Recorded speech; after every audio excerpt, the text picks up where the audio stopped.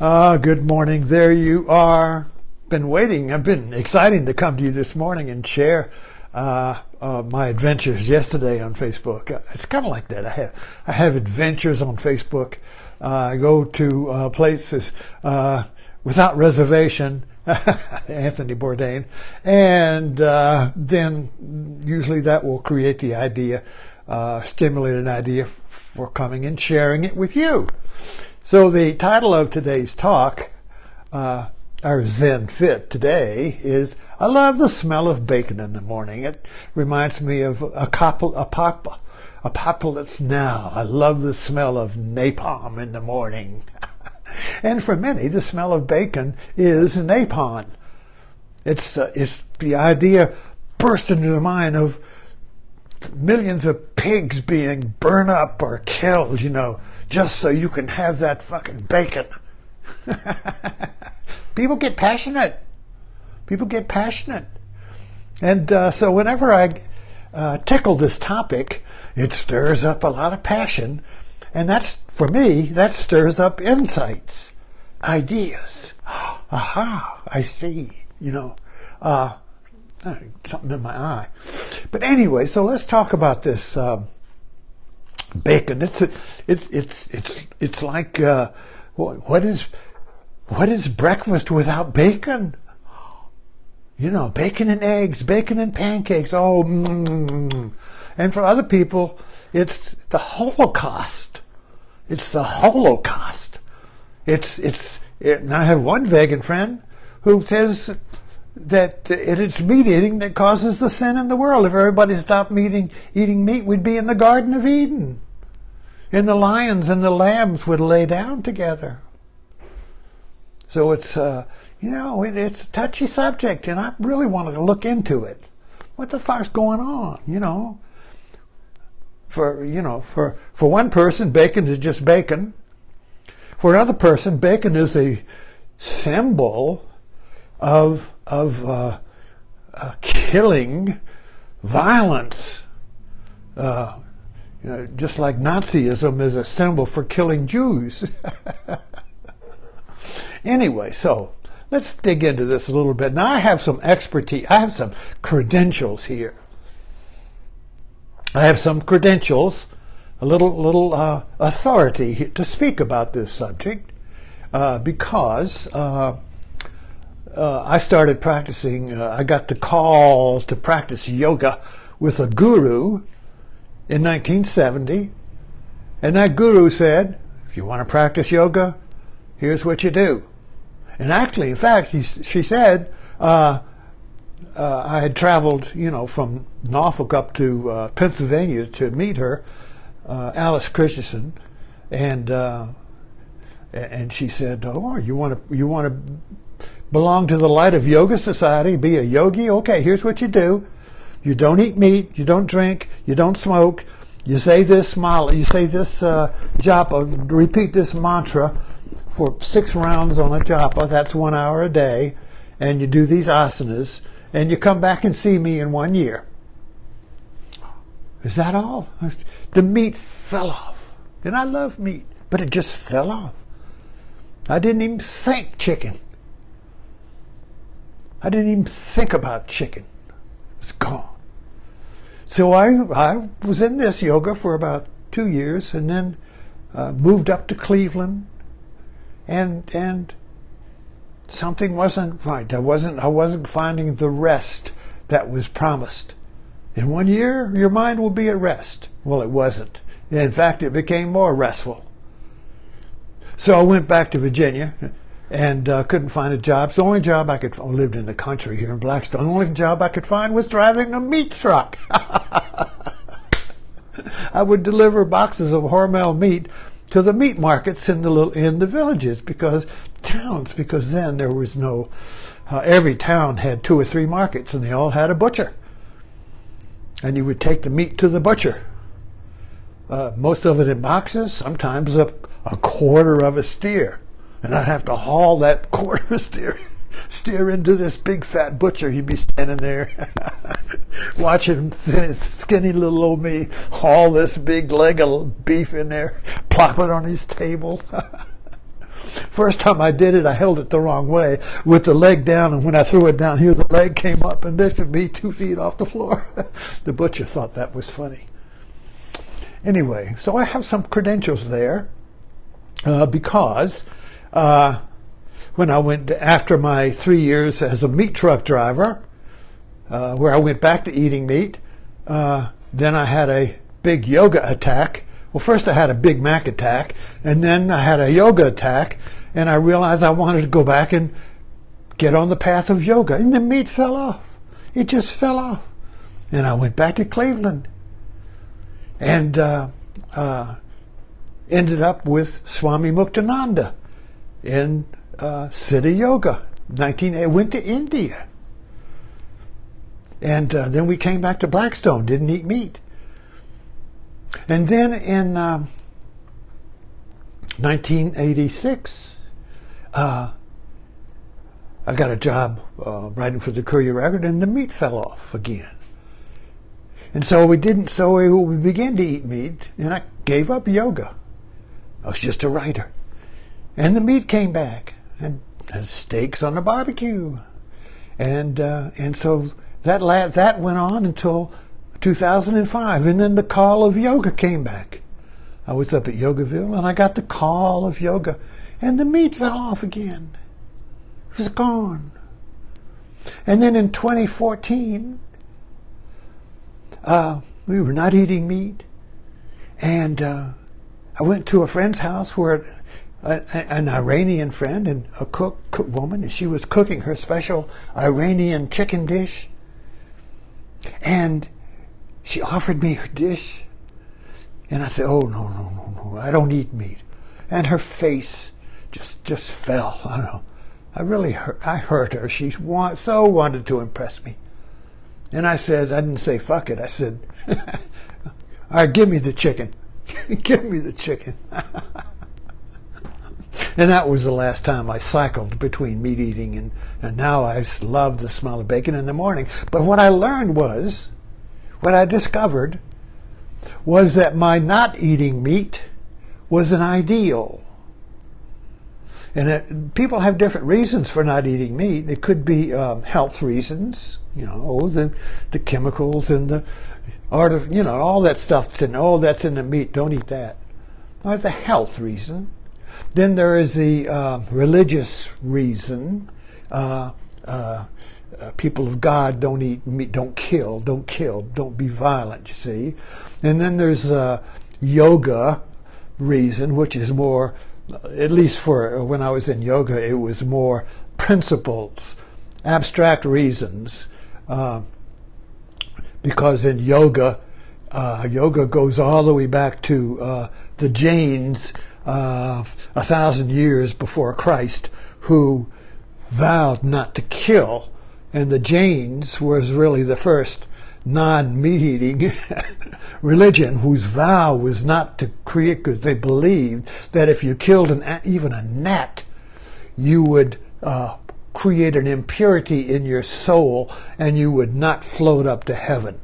The weight of the meat, of the killing, would keep you grounded in the cycle of death and birth. You see, they wanted to get out of this cycle of dying and resurrection, death and birth, eating meat, animal life, living like an animal, eating life eating life, the agony of it, So they wanted to be pure, float up, so they would just abstain, but the Jains were really serious. I mean, talk about wearing a COVID mask. They wore a mask so they wouldn't breathe a gnat.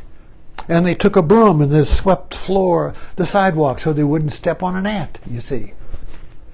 And it was extreme, Buddha looked at it and said, "Oh, that's a diversion, Buddha solved the problem because he told the rule of the monks was that you have to go out every day and beg for your food. You are dependent upon people. If they didn't give you food, you didn't eat.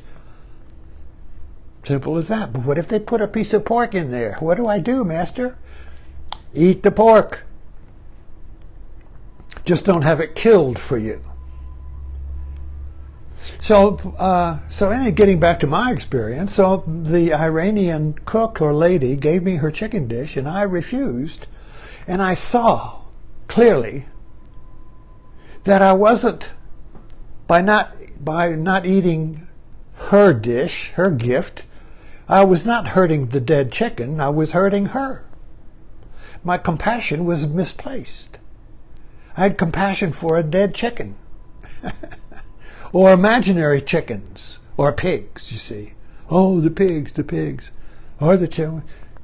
See, I'm not getting into being right or wrong here about eating meat or not. I've done both, and I'm okay with either side. But what I'm doing is looking into my experience and what I saw. I don't care what you see, what I saw. And I saw that my not eating meat was idealism. It was like the ideal of being pure, a yogi, a healthy, clean, you see, just eating vegetables, but you don't smell vegetables in the morning, you smell bacon anyway. But that point, for me, when I flipped and said, give me the chicken, and she was so happy. And from then on, it was just no big deal. I just ate meat. We don't eat a lot of it, but, we have some bacon in the morning. And so this is what I begin to see as I unravel this cotton ball on Facebook, is which I do on my posts, is I unravel cotton balls. I'm going to pull my cotton ball up here. There's seeds in here, but you got to get past the thorns to get the seeds and pull that seed out of here. So for me, every experience, which I share on Facebook, are cotton balls. I want to get the seed out. What is the seed to it, you see? What is the seed to bacon? Why does it arouse so much passion? Wars, even. People will get furious for me for saying that I eat bacon, my God. Don't you realize the Holocaust you're responsible for? Don't you realize that you're responsible for the slaughter of animals all over the earth by eating that bacon? When they connect the dots. One guy just told me, well, when you talk like this, you are defiling Buddhism. Everything is interconnected. So you're eating that bacon is interconnected with the slaughter of animals. You are and I'm saying, wait a minute, what? Let's get to the facts here. Let's get to the facts. The fact is, I'm eating bacon. That's a fact. I mean, if you're sitting with me at the morning table and I'm eating a bacon, that's a fact. Now, of course, I may be deceived, and it may be soy bacon, and I don't know it. And then you can say, aha, it's soy bacon. But the fact is, you can't deny, I cannot deny, you cannot deny, if you're sitting at the table, that I'm eating the bacon. Now, that's realism. All right? That's concrete. That's evidence. Now, then that fact, you see, become attached to an ideal.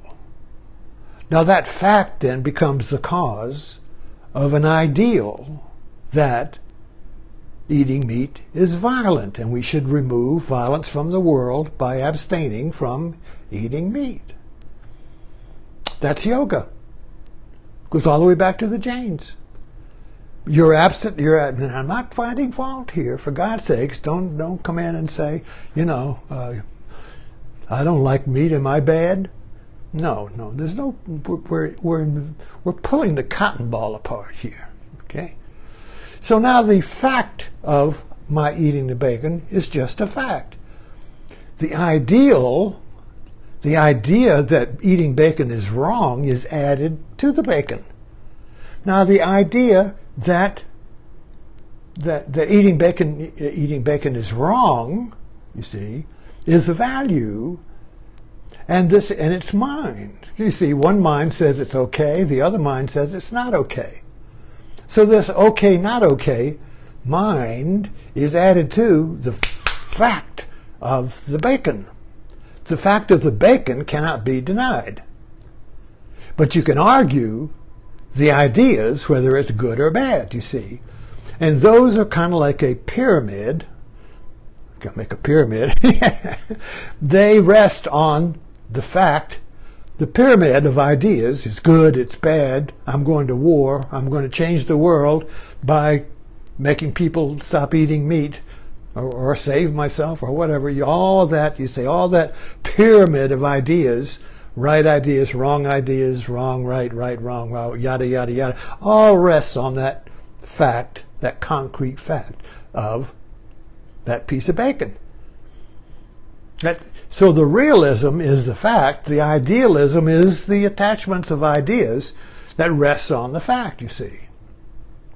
Now Zen differs from Buddhism in that it has a passion, a focus on just the facts, like Joe Friday on Dragnet.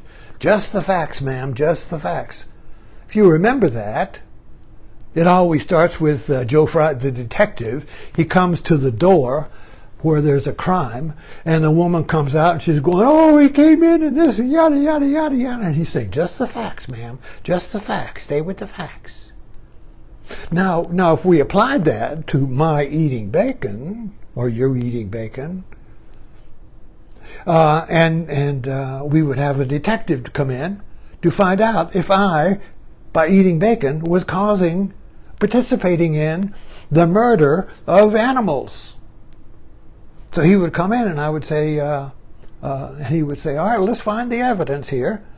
And he would look around the kitchen and he said, no, there's no evidence that your eating bacon is killing all the animals. I cannot find a causal connection here.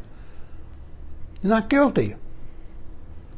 But the causal connection is in the mind, not in the bacon. This is very difficult to get because we live in the mind. We're divorced from our body. We're divorced from the facts. And Zen is the inquiry into the fact of life rather than the idea of life.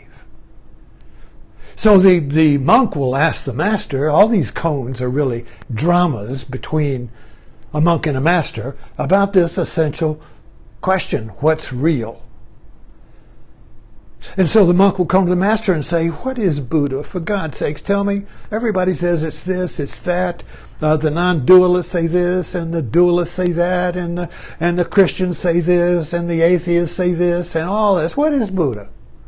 Put my mind at rest. And the Buddha and the monk may see, Uman, in fact, did. He said, Buddha is a dead cat. One time he shed a shit stick. Joshua said, Buddha's the oak tree in the garden. Or, in this situation, what is Buddha? The bacon in the frying pan.